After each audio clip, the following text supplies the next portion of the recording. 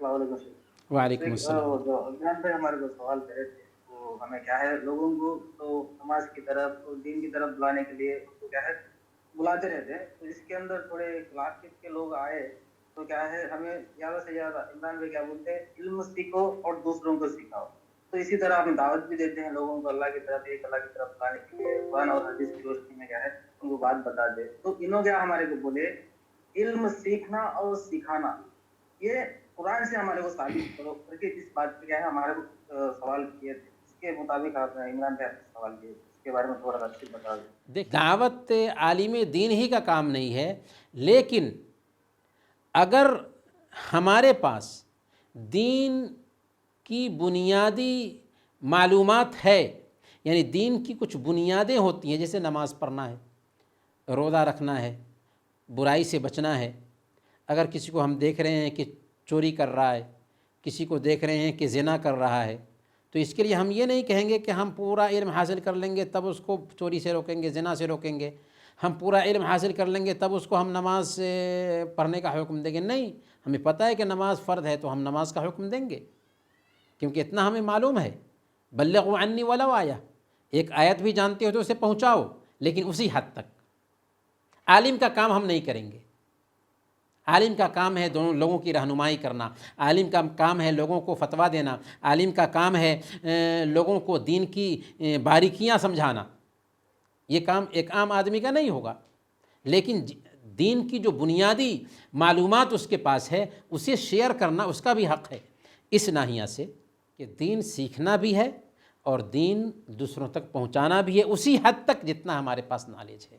بلغوا عنی، میری طرف سے پہنچاؤ، اپنی طرف سے نہیں، آتھینٹک نالج پہنچاؤ۔ اگر آپ کے پاس آتھینٹک نالج آ گیا ہے تو آپ کو پہنچانا ہے اسے بھی۔ تبلیغ کا کام آپ کی بھی ذمہ داری ٹھہر گیا، لیکن اسی حد تک، اسٹیج پہ نہیں جانا ہے، ممبر پر کھڑے ہو کر کے ہمیں لیکچر نہیں دینا ہے، لیکن جتنا علم ہے اگر دین کی بنیادی بات ہمیں معلوم ہے تو دوسروں تک پہنچائیں گے اور علم بھی سیکھیں گے۔ تو اس کا مطلب یہ ہوا کہ علم سیکھنا اس وقت تک ضروری ہے جب تک کہ ہم قبر میں نہ چلے جائیں۔ امام احمد بن حنبل کہا کرتے تھے کہ علم جو ہے نا ماں کے پیٹ سے پیدا ہونے کے بعد سے قبر میں جانے تک سیکھنا چاہیے، اور طالب علم بن کر کے جینا بہت بڑی نعمت ہوتی ہے۔ اس لیے ہمیں طالب علم بن کر رہنے کی کوشش کرنی چاہیے۔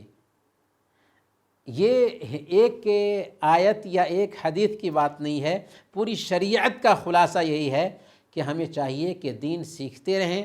ہمارا دین سب سے پہلے پڑھنے کا حکم دیتا ہے اور نون والقلم وما یسطرون لکھنے پر ابھارتا ہے، تو ہمارا دین پڑھنے اور لکھنے کی تاکید کرتا ہے، اور پڑھنے اور لکھنے میں دنیاوی علم کے ساتھ ساتھ دین کا نالج بھی ہے۔ اسی لیے اس امت کا امتیاز ہے کہ جتنے ٹھوس علماء اس امت کو ملے، دنیا کی کسی قوم کو اتنے ٹھوس علماء نہیں ملے، اور جتنی کتابیں اس امت نے انسانوں تک پہنچائی ہیں کسی قوم نے اتنی کتابیں نہیں لکھی۔